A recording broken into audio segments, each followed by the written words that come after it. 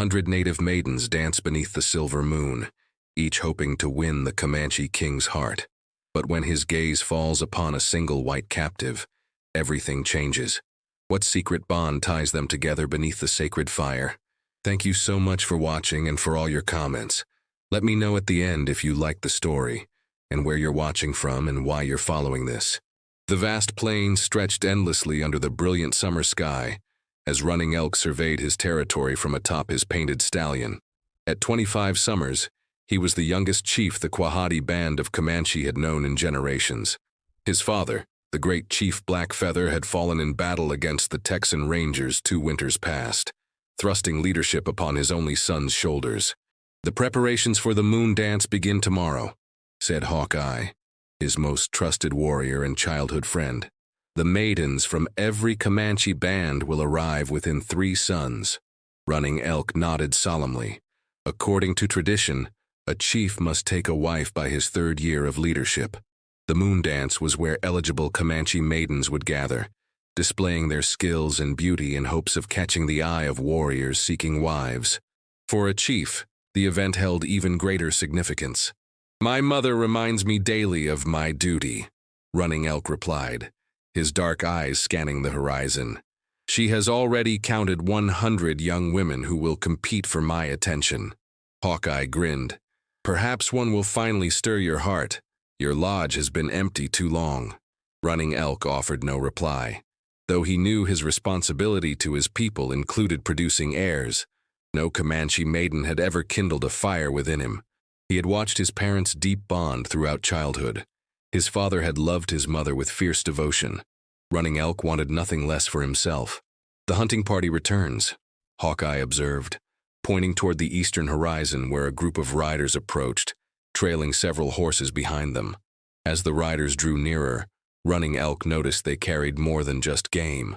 Tied to one of the trailing horses was a woman with golden hair that caught the sunlight like prairie grass in autumn. A white woman. The hunting party rode into the encampment triumphantly. Yellow Wolf, the leader, approached Running Elk with pride. "We found her near the white settlement by the river. Her horse had gone lame. The whites are expanding further into our hunting grounds," Yellow Wolf reported. "We bring her as tribute to you, great chief." Running Elk dismounted and approached the captive. Her dress was torn and dirty, her face smudged with dust, but when she raised her eyes to meet his, he felt an unexpected jolt. They were the color of the summer sky, defiant despite her precarious situation. "What is your name?" Running Elk asked in halting English, words he had learned from trading with whites at the distant forts. "Elizabeth Cameron," she replied, her voice steady despite the fear evident in her rigid posture. "My father is the doctor at Fort Richardson. He will pay for my safe return." Running Elk studied her. Most white captives cowered or wept, but this woman held his gaze with dignity. "You will work for my mother until the council decides your fate," he said finally. As Yellow Wolf led the captive away, Hawkeye approached. "A white woman with the spirit of a Comanche warrior," he remarked with amusement. "She will fetch many horses in trade." "Perhaps," Running Elk replied non-committally, though something about the woman intrigued him. He had seen captives before, but none with such fierce dignity. The following days brought a flurry of activity as Comanche bands from across the territory arrived for the moon dance. Colorful lodges dotted the landscape around the permanent Quahati encampment. Women prepared feasts while young warriors engaged in contests of strength and horsemanship. Running Elk found himself watching Elizabeth as she worked alongside his mother. Though initially resistant, she learned quickly, adapting to the tasks assigned to her with the same quiet determination he had noticed upon her arrival. His mother, Singing Bird, reported that the white woman worked without complaint, though she remained reserved, speaking little. On the evening before the moon dance ceremony, Running Elk found Elizabeth alone by the stream, washing hides. The setting sun cast her in golden light, and for a moment he simply observed her. Her movements were graceful, efficient, having already adopted the Comanche women's techniques. "You learn quickly," he said, making his presence known. Elizabeth startled but quickly regained her composure. "I've always been a fast learner. My father says it's both my blessing and my curse." "Your father, the medicine man," Running Elk said, recalling her words from days earlier. "Doctor," she corrected. He heals the sick and wounded. Running Elk nodded. Like our medicine men, a respected position. A hint of surprise crossed Elizabeth's features at his understanding. Yes, he taught me much of his knowledge. I assisted him in his practice. This revelation intrigued Running Elk. Women of your people heal others as well? Some do. Not many, but my father believes women can learn these skills as well as men, she replied, wringing water from the hide she had been washing. Running Elk considered this. Tomorrow is the moon dance. 100 Comanche maidens come to compete for a place in my lodge. Elizabeth's expression remained neutral, though he noticed her hands still momentarily. I wish you good fortune in finding a suitable wife, Chief Running Elk. And what of your fortune, Elizabeth Cameron? Do you still hope your father will ransom you? Her blue eyes met his directly. I know my father will never stop looking for me, but I also know enough about your people to understand that captives rarely return home. Running Elk admired her pragmatism. You are not like other white women I have encountered, and you are not what I expected of a Comanche chief, she replied cautiously. Their conversation was interrupted by the approach of Singing Bird, who watched the exchange with curious eyes. Running Elk nodded to his mother and departed, his thoughts lingering on the white woman with the sky-colored eyes and unexpected courage. That night, as he sat in his lodge listening to the celebrations beginning around the encampment, Running Elk found himself thinking not of the eligible Comanche maidens who would dance for his attention tomorrow, but of the captive who had captured his interest instead. The morning of the moon dance dawned bright and clear. Elizabeth watched from Singing Bird's lodge as the encampment bustled with excitement. Young women in elaborate dress paraded through the village, their families proudly displaying their finest possessions nearby, evidence of the wealth and status a union with their daughters would bring. Elizabeth's position as a captive had become less restrictive in the past days. Singing Bird had taken a curious interest in her, teaching her Comanche ways with unexpected patience. Elizabeth suspected the chief's mother was evaluating her, though for what purpose remained unclear. Come, Singing Bird instructed, gesturing for Elizabeth to follow her to the center of the encampment where preparations for the ceremony continued. Elizabeth obeyed, keenly aware of the stares from newly arrived Comanche families. Her blonde hair, though partially covered, marked her immediately as an outsider. Some gazed at her with open hostility, others with mere curiosity. You will help prepare the feast, Singing Bird explained, directing her toward a group of women working over cooking fires. As Elizabeth worked, she observed the commotion around her. Young women moved gracefully through practiced dance steps on the periphery. Warriors gathered in groups, evaluating potential brides with obvious interest. Among them, Running Elk stood apart, his tall figure commanding respect. Unlike other warriors who openly assessed the maidens, the chief's attention seemed elsewhere, until his gaze met hers across the clearing. Elizabeth quickly looked away, focusing intently on her task. She had survived 2 weeks in the Comanche camp by being useful and unobtrusive, drawing the chief's attention, or worse, the jealousy of the women competing for his hand, would only complicate her situation. Yet she couldn't help but recall their conversation by the stream. Running Elk had spoken to her not as a captive, but almost as an equal, showing interest in her knowledge and opinions. No Comanche had treated her with such consideration before. As midday approached, drums began to beat, signaling the start of the ceremony. The assembled Comanche gathered in a great circle around the central clearing. Elizabeth remained at the edge, partially hidden behind Singing Bird, watching as tribal elders and important warriors took their places. Running Elk entered the circle last, adorned in ceremonial regalia that emphasized his status. Elaborate feathers decorated his hair, and painted symbols covered his bare chest. A respectful hush fell over the gathering as he took his seat on an elevated platform. The ceremony began with speeches Elizabeth couldn't understand, followed by offerings presented to the chief by representatives of each family with an eligible daughter. Then came the dancing. One by one, young women entered the circle, performing intricate dances that displayed their grace and skill. Some demonstrated their prowess with household tasks, swiftly setting up miniature lodges or weaving patterns. Others showed warrior-like abilities with bows or knives. They show him they will be good wives, Singing Bird explained in her limited English, noticing Elizabeth's fascination. Strong women bear strong sons. Elizabeth nodded, understanding the significance. The competition was impressive. Young women from across Comanche representing the finest qualities valued by the tribe. She felt a strange, unexpected twist in her chest as she imagined Running Elk selecting one of these beautiful, accomplished women. The dances continued through the afternoon. Occasionally, Elizabeth glanced at Running Elk, whose expression revealed little as he watched each performance with appropriate attention. Once she caught him looking not at the dancing maiden but directly at her. She quickly averted her eyes. As evening approached, the ceremony paused for the feast. Elizabeth helped serve food, moving through the gathering under Singing Bird's direction.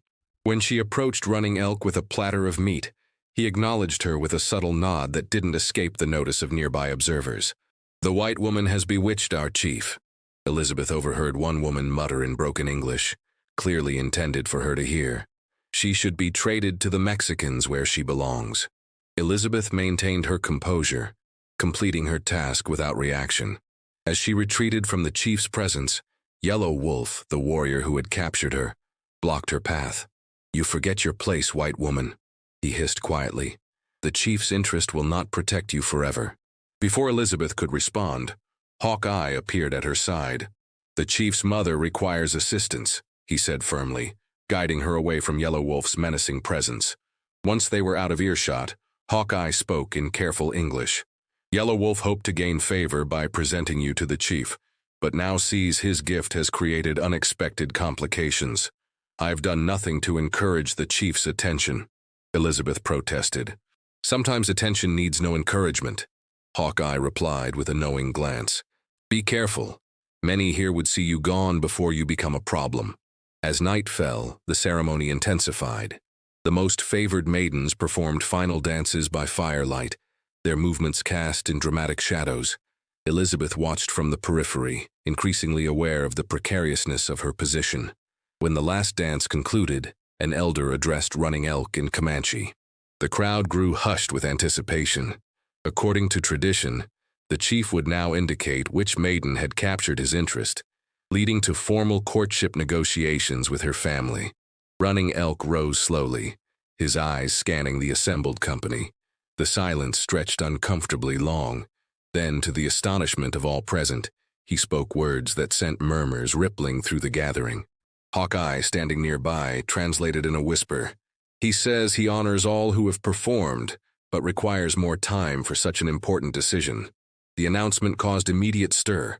Families who had traveled great distances exchanged confused glances. Such a postponement was unprecedented, an indirect rejection that puzzled and offended many.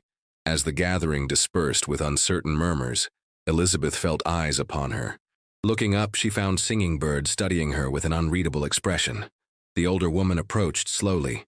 "My son has never done the expected thing," she said in her limited English. "But this surprises even me." Before Elizabeth could respond, Yellow Wolf approached Singing Bird, speaking rapidly in Comanche while casting hostile glances toward Elizabeth. Though she couldn't understand his words, his meaning was clear. He blamed her for the chief's unusual behavior.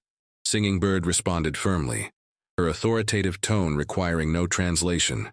Yellow Wolf retreated, though his expression remained thunderous. "What did he say?" Elizabeth asked once Yellow Wolf had gone. "He says you are trouble," Singing Bird replied bluntly. "Maybe he is right." Later that night, as Elizabeth lay awake in the corner of Singing Bird's lodge, she heard hushed voices outside, Running Elk and his mother in intense discussion. Though she couldn't understand their words, the tone suggested disagreement. Elizabeth closed her eyes, feigning sleep when Singing Bird eventually entered. Her future, already uncertain as a captive, now seemed even more precarious. Whatever interest the chief had shown in her had clearly disrupted important tribal expectations. Tomorrow would bring consequences, Elizabeth was certain. She only hoped she would weather them better than the storm clearly brewing around her. 3 days after the interrupted moon dance ceremony, the encampment remained in a state of suspended tension.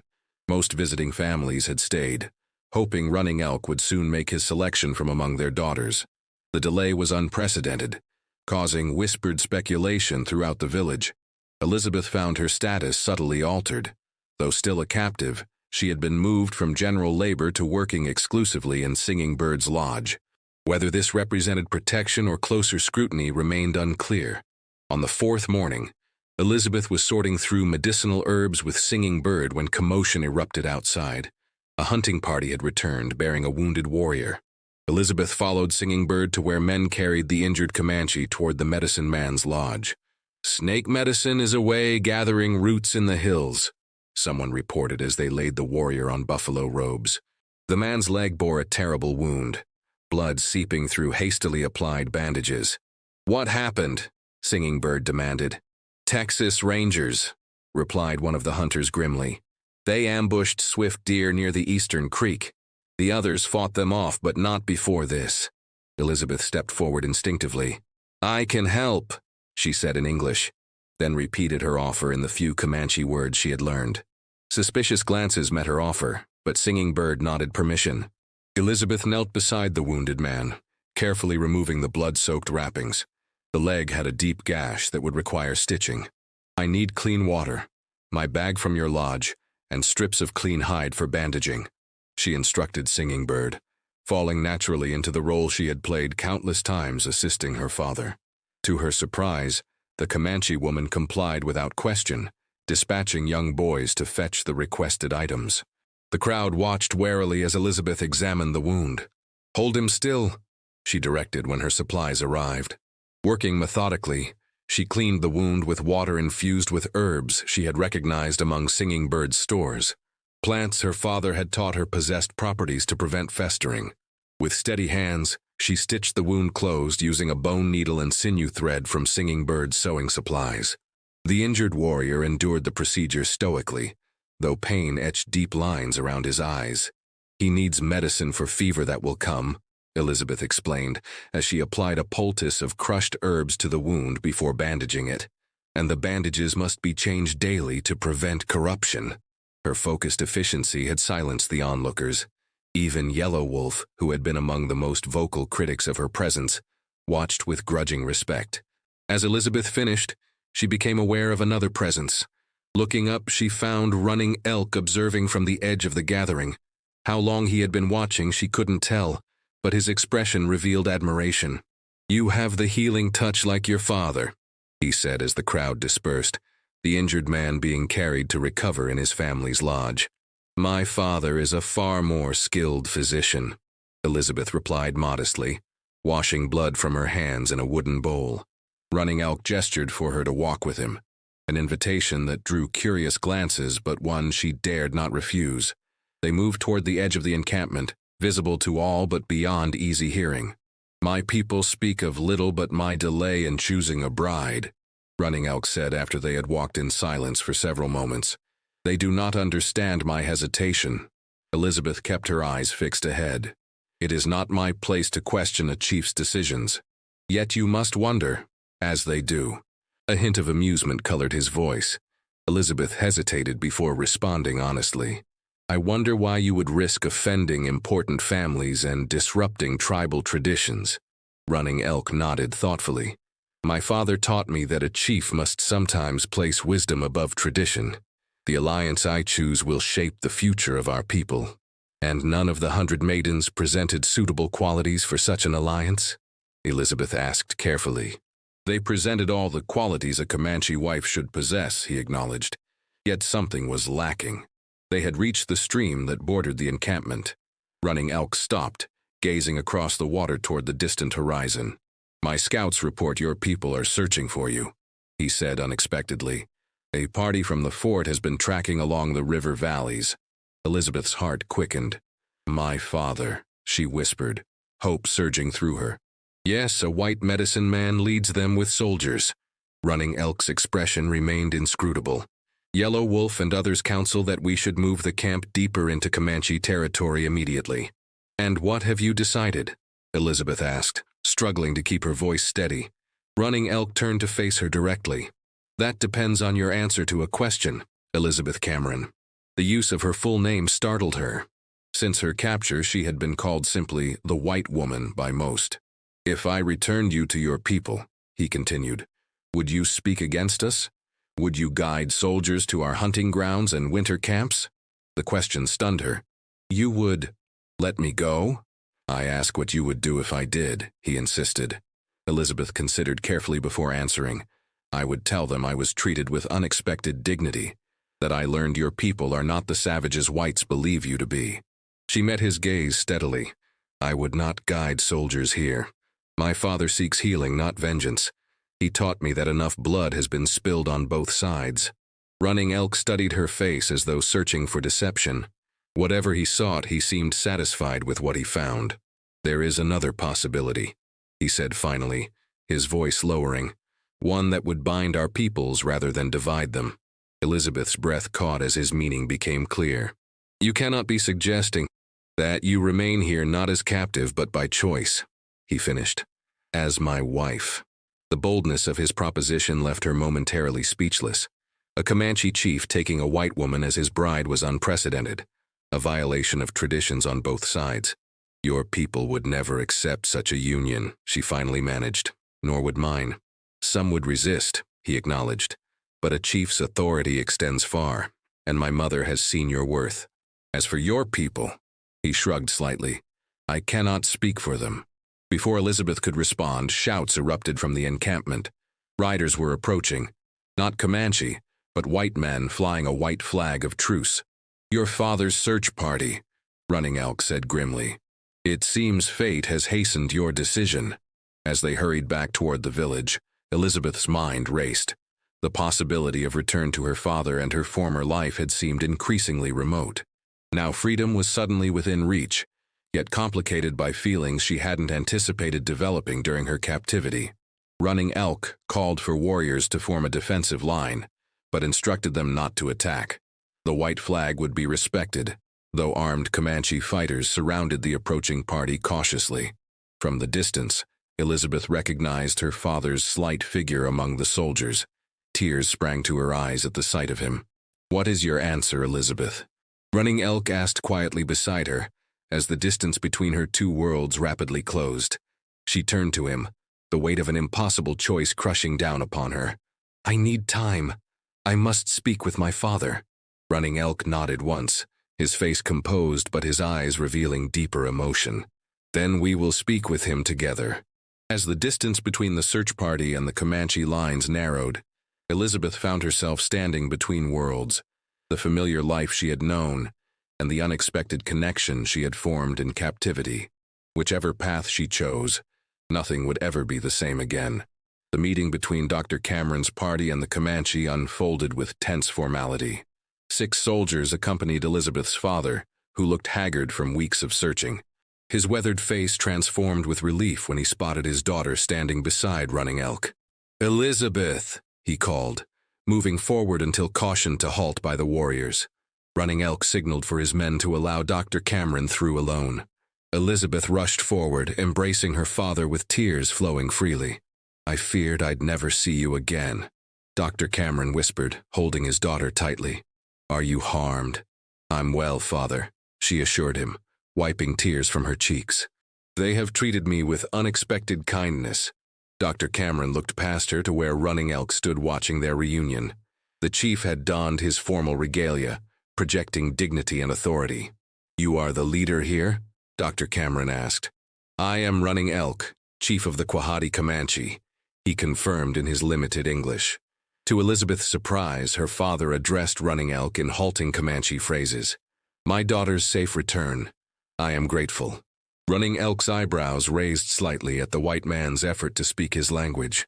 Your daughter has brought healing to my people, he responded. She is respected here.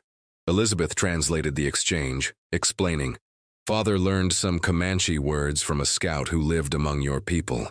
This revelation shifted the atmosphere slightly. Dr. Cameron had shown respect few whites extended to the Comanche. We should speak privately, Running Elk suggested, gesturing toward his lodge. The soldiers tensed visibly at the prospect of their negotiator entering the Comanche camp alone, but Dr. Cameron nodded agreement. With Elizabeth between them, the 3 entered the encampment, leaving the soldiers under Hawkeye's watchful guard. Inside Running Elk's lodge, they seated themselves around the central fire pit. Singing Bird joined them, her presence lending weight to the unusual council. I have come prepared to offer payment for my daughter's return, Doctor. Cameron began with Elizabeth translating. I bring medicines, blankets, and other goods of value. Running Elk exchanged glances with his mother before responding. Elizabeth Cameron is not held for ransom, he said. She remains here by choice. Elizabeth's eyes widened at this unexpected statement. I haven't yet. Is this true, Elizabeth? Her father interrupted, concern etching deeper lines in his face.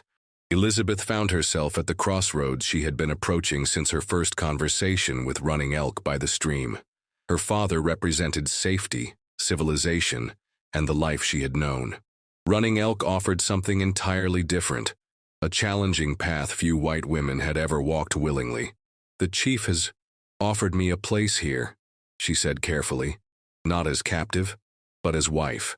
Dr. Cameron's expression registered shock followed by troubled understanding. He had spent enough time on the frontier to know such situations, while rare, were not unheard of. And this is what you want? He asked quietly. I don't know, Elizabeth admitted honestly. 2 weeks ago, I would have thought the idea madness, but I've seen beyond the differences our peoples cling to. Running Elk seeks peace while preserving his people's way of life. Singing Bird spoke in Comanche, which Elizabeth now understood well enough to translate for her father. Your daughter has the spirit of Comanche woman, strong, not afraid. Dr. Cameron sat in thoughtful silence before addressing Running Elk directly. Among my people, a father would question the man seeking his daughter's hand. I would know your intentions. Running Elk nodded, respecting the familiar custom. I would make her not just wife, but partner in building bridge between our peoples. The old ways of war bring only death. New path must be found. And your people will accept this union, Dr. Cameron pressed. Some will resist, Running Elk acknowledged. But I am chief, my mother supports. Others will follow. Dr. Cameron turned to Elizabeth, taking her hands in his. I came to bring you home, believing you held against your will. If you choose another path, I must know it truly is your choice. Elizabeth felt tears forming again. I need time to decide, Father. This isn't simple. Then I propose this, Dr. Cameron said, addressing both Elizabeth and Running Elk. My daughter returns with me to the fort for 1 moon cycle. She will be free to consider her decision without pressure from either side. If she chooses to return to your people, I will escort her myself with gifts befitting a chief's bride. Running Elk considered the proposal, his dark eyes revealing the struggle between desire and wisdom. Finally, he nodded. 1 moon. If she returns, she comes of free will. If she remains with her people, we accept her choice. Elizabeth felt both relief and uncertainty. A month to decide between 2 vastly different futures seemed both generous and impossibly short. As they prepared to depart, Running Elk requested a private moment with Elizabeth. Her father agreed, stepping outside the lodge with Singing Bird. I release you from captivity, Running Elk said formally. Your path is yours to choose. Why me? Elizabeth asked, the question that had lingered since his unexpected proposal. There were 100 Comanche women eager for your attention. Running Elk smiled slightly. I watched you adapt to our ways without losing yourself. You brought healing instead of hatred. Such strength is rare in any people. He removed a leather pouch from around his neck and placed it in her hands. This contains an eagle feather from my father's headdress. If you choose to return, bring it as symbol of the path we will walk together. Elizabeth clutched the pouch, understanding its significance. And if I don't return? Then keep it to remember there was one Comanche who saw beyond the color of your skin to the spirit beneath, he replied quietly. Their farewell was witnessed by the entire encampment. As Elizabeth departed with her father and his soldiers, she felt the weight of many eyes upon her, some hostile, some curious, and one pair that had seen something in her that no one else ever had. The journey back to Fort Richardson took 3 days. Elizabeth found herself studying the landscape with new eyes, no longer seeing alien territory, but recognizing landmarks, plants, and animals, as she had been taught during her time with the Comanche. At the fort, her return caused celebration. The commander insisted on hearing her account, concerned about Comanche movements and intentions. Elizabeth spoke carefully. emphasizing Running Elk's peaceful intentions while acknowledging the tensions within the tribe. As days passed, Elizabeth found adjustment to her former life unexpectedly difficult. The tight confines of the fort felt restrictive after the open plains. The complicated layers of women's clothing seemed unnecessarily cumbersome. Even well-intentioned questions about her ordeal grated on her, as few could comprehend that her experience defied simple categorization. Her father, observing her struggles, neither encouraged nor discouraged her apparent inclination. Instead, he shared his own experiences working with Comanche patients, the respect he had developed for their knowledge of medicinal plants, and his hopes for peaceful coexistence. "Your mother would say I've failed to protect you from the wilderness," he told her one evening, as they sat on the fort's porch watching the sunset. "Perhaps she would be right." "Mother never understood your respect for the native peoples," Elizabeth replied, "nor why you taught me medicine instead of finding me a suitable husband." Dr. Cameron smiled sadly. "She wanted security for you. Perhaps Running Elk offers that in his way. Would you truly accept such a choice?" Elizabeth asked, studying her father's face. "I would accept your happiness," he answered simply, "though I would miss you terribly." As the promised month drew to a close, Elizabeth made her decision. She packed few belongings, primarily medical supplies and books she thought might benefit her new life. Her father arranged for gifts appropriate for a chief's family and secured an escort from the fort commander. On the morning of their departure, the fort commander made a final attempt to dissuade her. "You understand, Miss Cameron, that if you choose this path, the Army cannot guarantee your safety beyond our territory." "I understand, Colonel," Elizabeth replied firmly. "But sometimes bridges must be built by those willing to cross uncertain waters." Her father smiled at her response, recognizing his own teachings in her words. They traveled for 2 days before encountering a Comanche hunting party led by Hawkeye. Though initially tense, the meeting warmed when Elizabeth presented the eagle feather Running Elk had given her. Hawkeye's expression shifted from suspicion to respect. "The chief said you would return," he told her. Yellow Wolf and others doubted. They were wrong. The hunting party escorted them to the encampment, which had moved to summer hunting grounds near a river bend. As they approached, Elizabeth felt her heart quicken with both anticipation and apprehension. Had she made the right choice? Would the reality match what she had imagined during her month away? Running Elk awaited their arrival at the camp's edge, his tall figure unmistakable even from a distance. As Elizabeth dismounted, she saw the mixture of hope and restraint in his expression. He had promised freedom of choice and would not assume her decision until explicitly given. Elizabeth stepped forward, the eagle feather held before her. "I return this to its rightful place," she said in carefully practiced Comanche, "beside the heart of a great chief who sees beyond differences to the truth that binds all people." A rare, brilliant smile transformed Running Elk's usually stoic features. He accepted the feather, then took her hands in his. "You honor my people with your courage," he replied, loud enough for all gathered to hear. "Dr." Cameron stepped forward, formally presenting the gifts he had brought. Running Elk received them with equal formality before addressing the assembled tribe in Comanche. "Today we welcome not a captive but a willing bride," Elizabeth translated quietly for her father. "A healer who will help build a new path forward for our children and our children's children." Not all faces in the crowd showed approval, but Singing Bird's proud stance beside her son and the respectful nods from elders suggested sufficient acceptance. The rest, Elizabeth knew, would come with time and proof of her commitment. That evening, as ceremonial preparations began for their union the following day, Elizabeth stood with Running Elk overlooking the encampment. "Are you certain of your path?" he asked, offering one final opportunity to reconsider. Elizabeth looked from the bustling Comanche village to the distant horizon where the fort lay beyond sight. Two worlds, seemingly incompatible, yet now connected through choices made not from captivity but freedom. "I'm certain," she replied, reaching for his hand. "Not because this path is easy, but because it is necessary. Someone must be first to show that understanding can triumph over fear." Running Elk's fingers closed around hers, strong and sure. "Then we will walk it together, Elizabeth of the Quahati Comanche." As the sun set over the plains they would both call home, Elizabeth felt the rightness of her decision settle deep within her heart. The journey ahead would hold challenges, but also promise not just for them, but for the possibility of peace between their peoples.